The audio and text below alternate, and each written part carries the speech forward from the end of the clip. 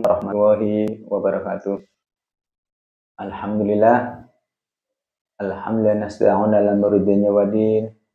Wassalatu wassalamu ala asyrafil anbiya wal mursalin wa ala alihi wa sahbihi ajma'in. Amma ba'du.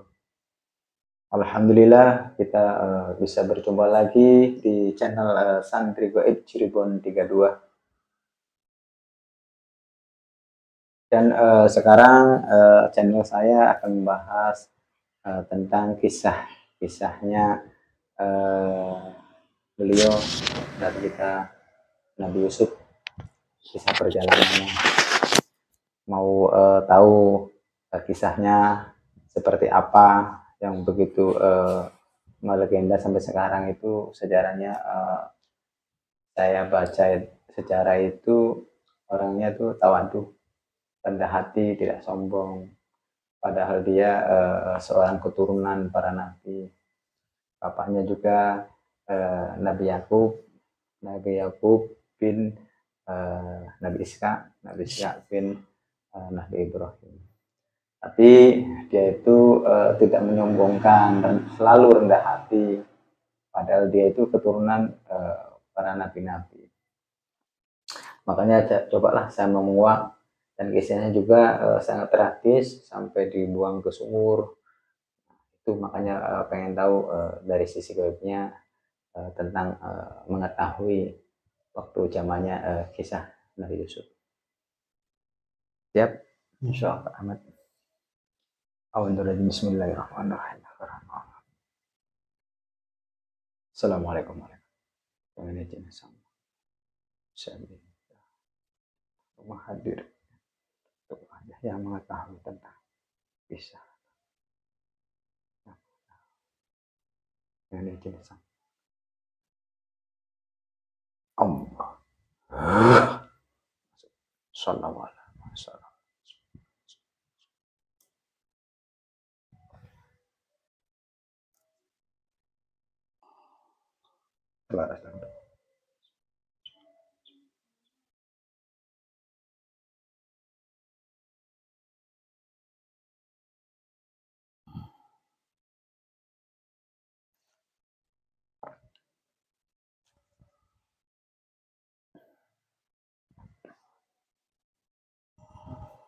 Assalamualaikum warahmatullahi wabarakatuh. Waalaikumsalam warahmatullahi wabarakatuh. Ampurah kalau kita menghadirkan kurang sopan. Dari golongan apa? Saya agak kerasan dikit. Ampurah. Dari golongan apa? Saya Tadi saya hadirkan posisi di mana? Saya sudah tadi sih.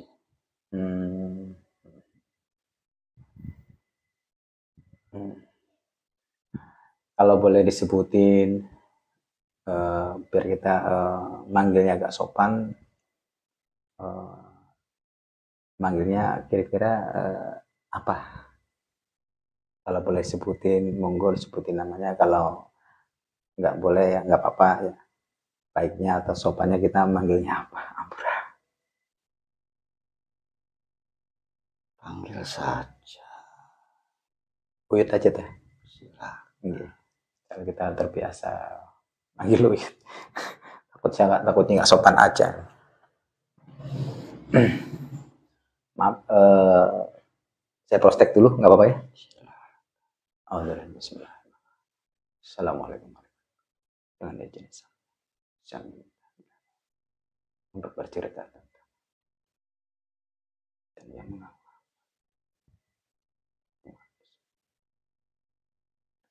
Allah. Salam.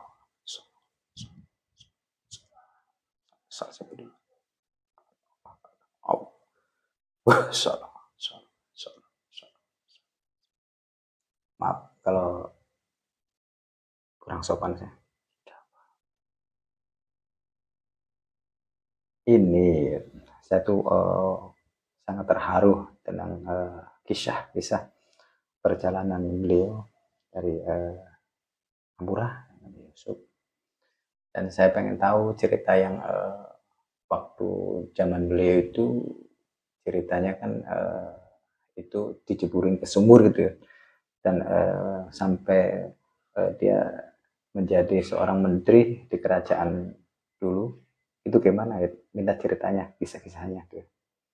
Terus mengenai apa namanya, dia posisi ada di kerajaan, kalau bisa diceritakan, ceritakan Ampura. Nggak apa-apa ya, Ya, perjalanan beliau. sebenarnya Agak kerasan ya, Ampura ya. kisah Nabi Yusuf itu sudah tuangkan dalam kitab suci. Al-Quran ya. Tinggal mau atau tidak orang itu membaca dan memahami, karena Allah menuangkan kisah Nabi Yusuf sebagai contoh ataupun suri toladan. Bahkan beritahukan kepada beliau Rasulullah bahwasannya kisah dari Nabi Yusuf suatu kisah yang baik, Selalu merendah hati. banyak pelajaran yang bisa diambil. Subhanallah. Jika kita mau membaca dan memahami dari isi surat tersebut.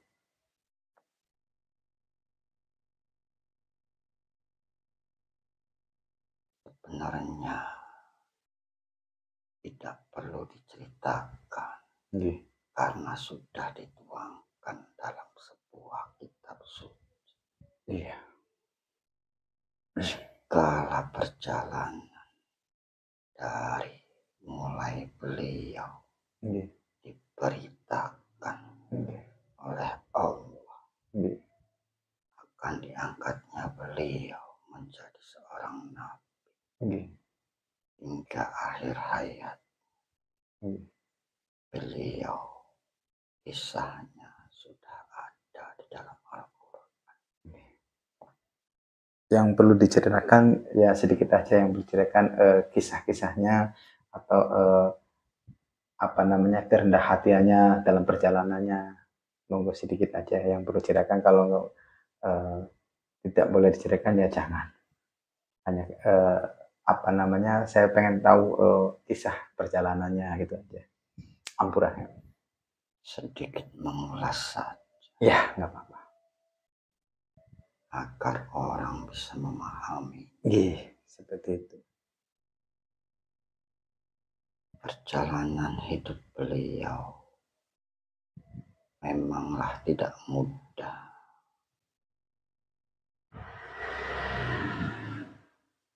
Kenapa tidak mudah? Karena memang seorang yang ditunjuk, dipilih oleh Allah. Perjalanannya memang seperti itu. Tidaklah mulus dipandang oleh orang. Namun jika kita memahami, itu suatu pelajaran dan keberkahan bagi orang-orang.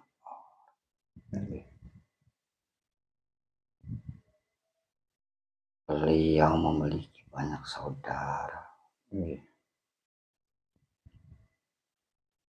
Beliau putra kandung dari Nabi.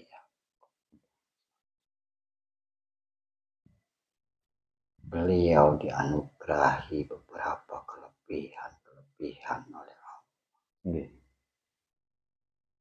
Salah satunya ketampanan.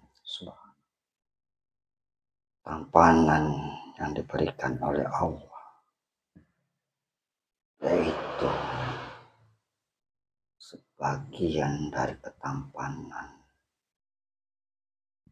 Nabi Adam itu ada pada diri beliau. Dari hal itu sebenarnya manusia kalau mau dipelajari ada banyak pemahaman.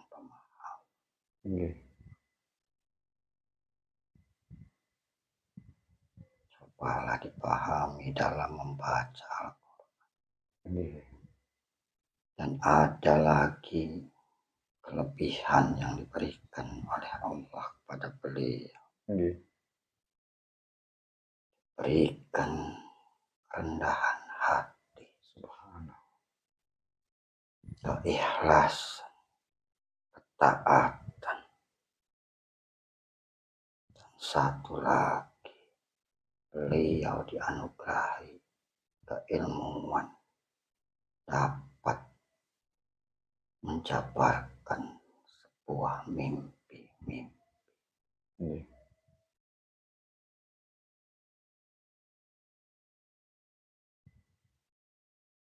Jadi cobalah saat kalian membaca surat Yusuf itu dipahami, insyaallah, agar ilmu Allah bisa masuk ke dalam diri kalian, insyaallah.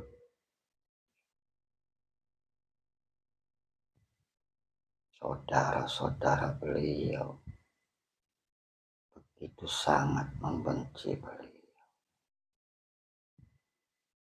padahal beliau tidak sedikit pun merasa benci ataupun tidak suka kepada saudara-saudara. Dan kasih sayang seorang ayah pada anak-anaknya pun sama. Tidak ada pilih kasih. Namun karena bisikan-bisikan yang mempengaruhi saudara-saudara beliau,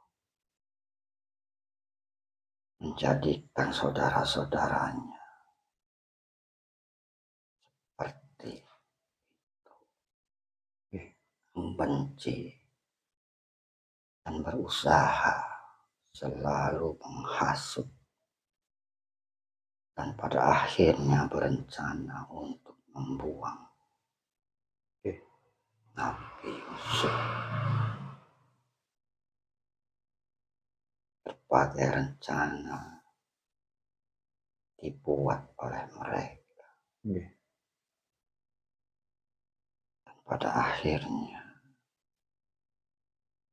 mereka bersepakat untuk memasukkan Nabi Yusuf ke dalam sebuah sumur.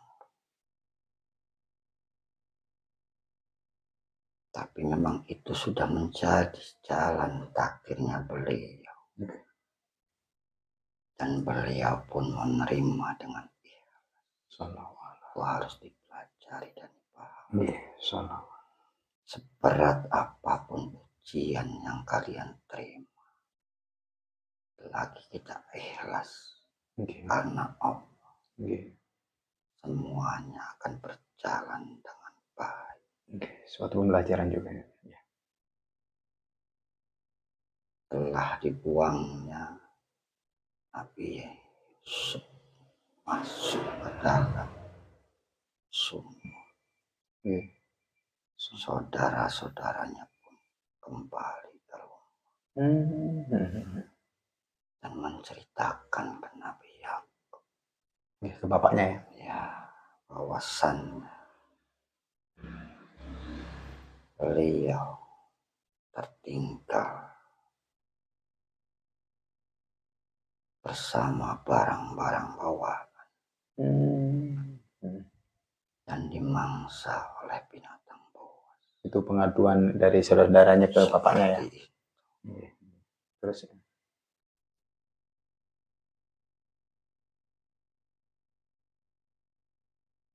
namun karena kebesaran Allah dan memang sudah menjadi jalan takdirnya perjalanan seorang nabi. Semua ujian, semua rintangan dijalani dengan penuh ikhlas.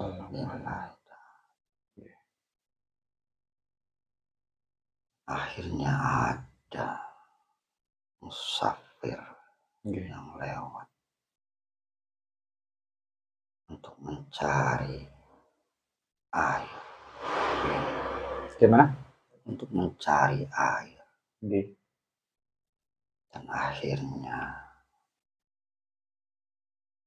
menemukan sebuah sumur untuk mengambil air. Salah satu pengawal musafir mengatakan bahwasannya di bawah sumur ada seorang anak laki-laki. Dan akhirnya mereka pun membawanya dan berencana untuk menjual beliau sebagai budak di pasar budak.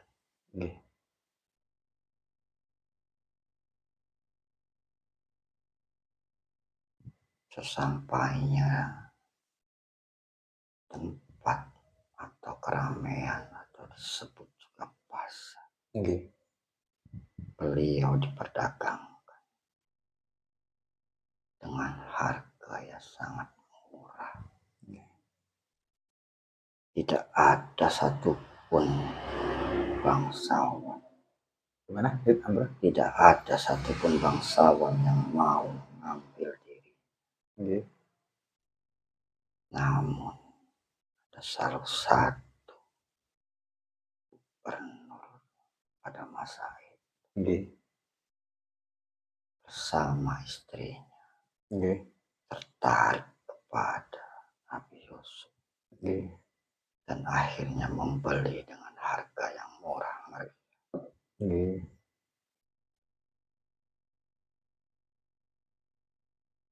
Sang pejabat pun berkata kepada istri, suatu saat nanti bisa jadi budak ini akan menjadi anak angkat seperti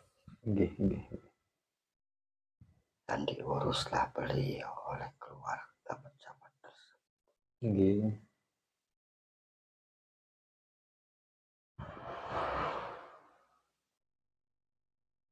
Dan dari situlah mulai beliau mendapatkan ujian-ujian yang lebih dahsyat lagi.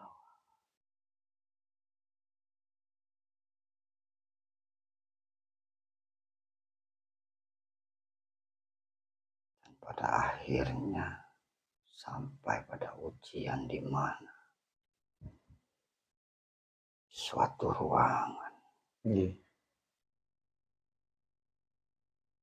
beliau dihampiri oleh pejabat tersebut yang karena memang ketampanan beliau ya, istri dari pejabat tersebut tertarik karena ketampanannya. Ujiannya sangat besar. Terus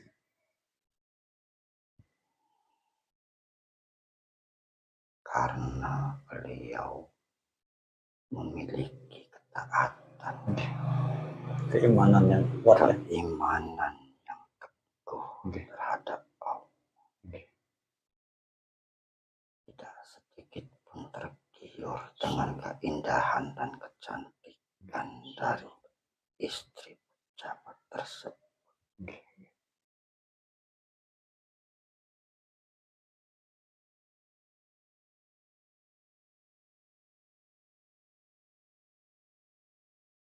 Dan hal dan kejadian tersebut tidak sekali dua kali terjadi. Saking tampannya ya, sampai tergiur ya. Tapi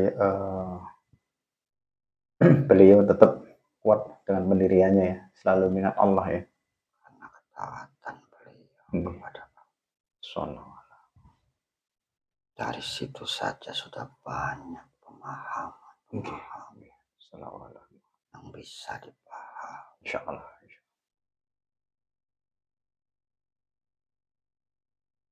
Sampai beliau pun akhirnya diketahui oleh pejabat tersebut dan difitnah. Awasannya beliaulah yang melakukan ketidakbaikan atau hal-hal yang melecehkan istri pejabat tersebut.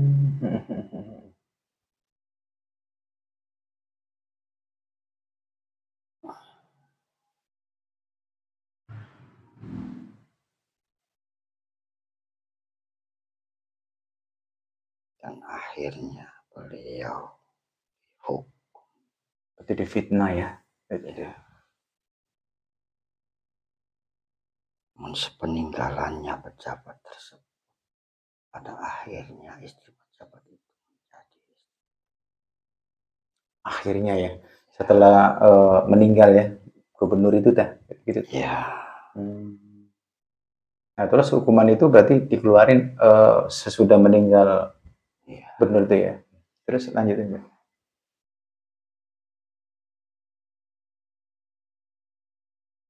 Beliau pun sebenarnya terkejut karena mendapatkan pejabat tersebut masih perawan.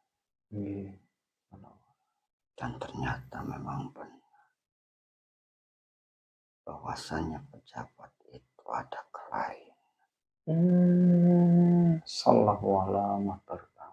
Iya paham. Seperti itu. Sebenarnya saya tidak patut menceritakan hal ini. Ampura. Tapi itu sudah tertuang dalam Al-Quran. Sallallahu alaihi wasallam. Kalian pahami saja. Insyaallah paham. Banyak pelajaran dan ilmu. Ya dari lihat kerendahannya aja itu Ampura ya. Soalnya kan posisi udah memfitnah ya, udah sampai ditahan, tapi beliau tetap merendahkan hati, maksudnya hal kebaikannya masih ada, ya kan? Nah tetap mengangkatnya lah, apalagi jadi seorang istri kan. Nah, aturannya kalau kita manusia biasa ini ya tetap masih ada rasa marah gitu loh ini, ya kan? Tapi dia tetap rendah hati, tetap sampai dia menjadikan istrinya. Subhanallah kisahnya juga. Ya itu patut dicontoh juga sama kita-kita. Jangan jadikan surat Yusuf dan surat-surat lain. Iya, gimana? Itu sebuah pikiran yang menyesat. Wah, itu mah ya benar. Karena beliau tidak ingin seperti itu. Iya, benar. Jangan sekali-kali jadikan surat Yusuf agak kencang ya, biar tahu surat yang lain dalam Al-Quran menjadi suatu jimat. Wah, itu ya. Sesuatu yang berbahaya. Ceritain deh, agak kerasan deh. Biar memahamin. Al-Quran itu untuk dipelajari, dipahami. Karena dari situlah tuntunan dalam hidup di dunia ini. Semua dituangkan di situ. Yang kalian wajib itu untuk membacanya. Iya, mempelajari ya. Bukan menjadikannya sebuah pusaka. Itu yang banyak. Bukan menjadikannya sebuah jimat. Dengan memengkal-mengkal ayat. Dengan memotong-memotong ayat. Menzikirkannya setiap malam-malam tertentu itu dan surat-surat tertentu. Itu tidak benar. Ceritanya nggak apa-apa, biar paham. Soalnya kebanyakan gitu. Al-Quran itu untuk dipelajari dan dipahami dalam menjalankan kehidupan di dunia ini. Banyak kisah-kisah yang diceritakan itu untuk contoh dan pelajaran kita dalam menjalani kehidupan di dunia ini harus seperti apa dan bagaimana. Dan banyak kisah serta contoh orang-orang baik itu munafik, kafir, orang-orang yang tersesat. Di situ pun ada kisah. Jadi pelajarilah isi Al-Quran itu dan dipahami, insya Allah, untuk perjalanan hidup kalian menuju akhirat nanti. Bukan untuk dizikirkan di malam-malam tertentu dan dipotong-potong. Jikapun ada ayat Al-Quran yang untuk berzikir, haruslah tersambung kebenarannya kepada Rasulullah melalui aulia ataupun orang-orang yang sudah dipilih oleh Allah, agar zikiran itu benar dan tidak disusupi bangsa lain atau makhluk-makhluk.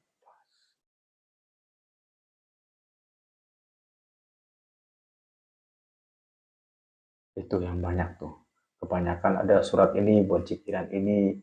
Nah, padahal sih ya yang sebenarnya di Qurannya harus untuk mempelajarinya ya, atau mencontohkan perjalanannya juga yang baiknya gitu ya. Bukannya untuk keilmuan, untuk pelet biar ini dan itu kebanyakan seperti itu. Memang ada surat yang bersih, tapi tidak semua surat itu untuk berzikir. Tanyakan kepada mereka yang sudah tersambung kepada Rasulullah. Insya Allah. Jangan asal jeplak aja ya, harus ada gurunya ya, yang tersambung ke Rasulullah ya, gitu ya. Karena jika tidak tersambung sangat berbahaya. Iya. Ketahuilah, dalam setiap ataupun satu huruf di dalam Al-Quran, Ceritakan.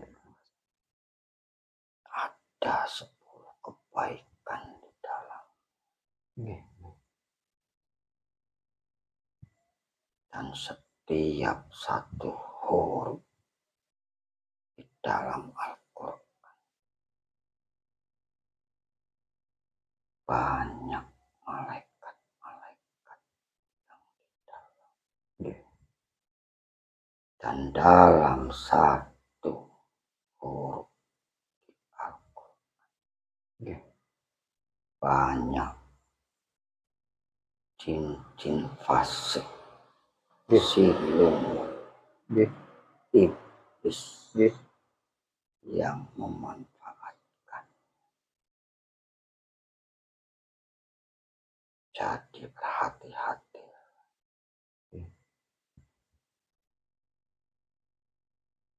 Jika tidak mengerti, lebih baik baca sajalah Al-Quran itu.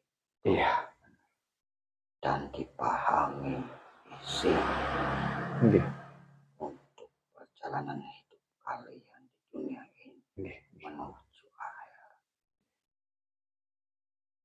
Kecuali kalau kalian sudah tersambung ke Rasulullah, dan akan diberikan sikiran-sikiran, pengingat-pengingat kepada Allah. Jadi jangan seenaknya sendiri memotong, memenggal ayat-ayat Al-Quran.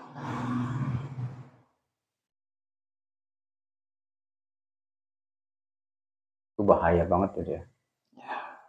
Makanya banyak yang surat ini, surat Yusuf buat pengasihan, buat apa, aduh, itu gimana itu sebenarnya secara gaibnya deh? Tidak ada sedikit pun surat ataupun ayat dalam Al-Quran untuk pengasihan. Kalaupun ada, itu di budaya iblis. Itu pemirsa, dengerin yang motong-motong ayat-ayat semacamnya surat Yusuf itu sebenarnya tidak diperbolehkan. Jadi kita membaca surat Yusuf itu ya kita baca artinya, nah, hanya kita memahamin yang bagusnya seperti apa. Nah, kita kan harus tahu, yang asal baca artinya juga harus memahami. Tapi jangan buat yang enggak pengasihan, dipotongnya bagusnya, nah itu yang tidak diperbolehkan. Ya gitu tuh ya. Itu saja yang bisa sampaikan saat ini. Ampura banget tuh kalau misalkan kita kurang sopan menghadirkannya, dan saya juga sebelumnya minta maaf barangkali ada kata-kata saya yang salah. Monggo barangkali mau tugas lagi atau ada yang buat lahir ada yang wejangan sedikit barangkali buat saudara-saudara kita apa untuk mengingatkan atau untuk apa, monggo barangkali ada sedikit untuk bercerita lagi. Sedikit saja. Nggih, monggo. Sudah masanya. Agak kerasan Ampura. Sudah masanya ini memasuki akhir jam.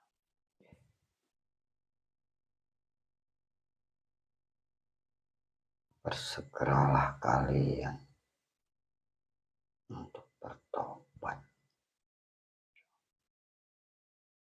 Janganlah kalian merasa kalian itu suci,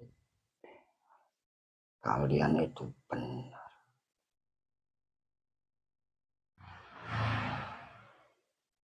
Kalian itu manusia biasa, apapun gelar kalian, siapapun, dari manapun keturunan kalian, tidaklah menjamin keselamatan kalian jika kalian tidak bersegera bertobat. Jangan merasa sudah memiliki banyak ilmu syariat, memiliki ilmu hukum-hukum Islam, memiliki gelar-gelar kenabian, keanak-nabian, dan gelar-gelar ulama lain. Itu tidak akan menyelamatkan kalian. Hanya Allah yang dapat menyelamatkan kalian. Siapapun kalian, gelar apapun yang kalian miliki tidak ada arti. Apapun yang kalian banggakan di dunia ini tidak akan menolong kalian. Sedikit pun tidak akan menolong kalian.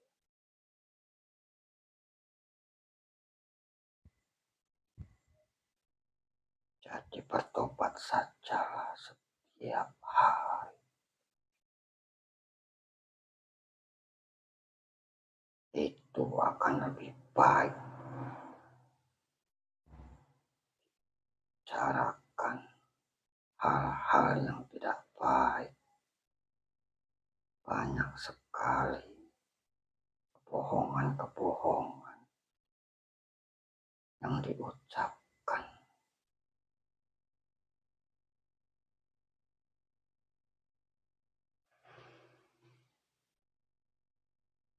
Tidaklah pantas gelar yang kalian miliki, yang kalian sandang di akhir zaman ini. Jika kalian tidak mau bertobat, sia-sia semua.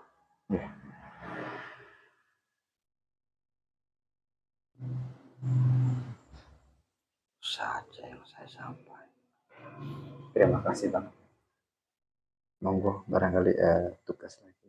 Saya terima kasih banget udah di kediaman saya di sini, udah hadir di kediaman saya di sini. Terima kasih banget. Dan minta maaf yang sebesar-besarnya kalau ada kita salah dalam ucapan atau dalam menghadirkannya. Saya minta maaf yang sebesar-besarnya. Monggo. Terima kasih. Dan saya akan tinggal beberapa saat di sini. Monggo. Amuret. Assalamualaikum warahmatullahi wabarakatuh. Waalaikumsalam warahmatullahi wabarakatuh. Allah sallallahu alaihi wasallam. Alhamdulillah, terima kasih yang udah dihadirkan. Ya udah di sini sih. Cuma alhamdulillah bisa bercerita tentang kisah beliau, kisah Nabi Yusuf yang begitu wajib kita contohkan atas tingkah lakunya, kerendahannya, padahal dia itu sosok yang menurut silsilahnya udah jelas. Maka dari itu saya juga sangat prihatin dan kita harus mempelajarinya, kisahnya juga. Maka saya terharu, makanya kita kok terbesit larinya ke situ. Akhirnya saya izin, alhamdulillah diperbolehkan untuk bercerita tentang beliau. Jadi dia itu yang kisahnya itu yang kita pelajari, jadi kerendahannya itu. Terus nggak ada sifat dendam. Itu yang kita harus pelajari garis besarnya. Masa seorang sosok beliau sedikit pun rasa dendam tuh nggak ada sama saudara-saudaranya. Ya udah dijeburin ke sumur tapi dia sedikit pun nggak ada rasa dendam. Udah difitnah sama istrinya beliau, istrinya gubernur, tapi dia sedikit pun tidak ada rasa dendam sampai masuk penjara. Tapi begitu keluar dari penjara, melihat dia sepertinya gimana lah, kasihan, akhirnya dia diangkat menjadi istrinya juga. Jadi kita juga wajib atau mencontohkan kerendahannya, mencontohkan tidak emosi, dari wong Jawa ke orang Mengkelan. Itu tepahaman. Nah, itu aja dari saya. Kalau saya ada kata-kata yang salah, maaf yang sebesar-besarnya. Monggo Mat, selesai. Assalamualaikum warahmatullahi wabarakatuh.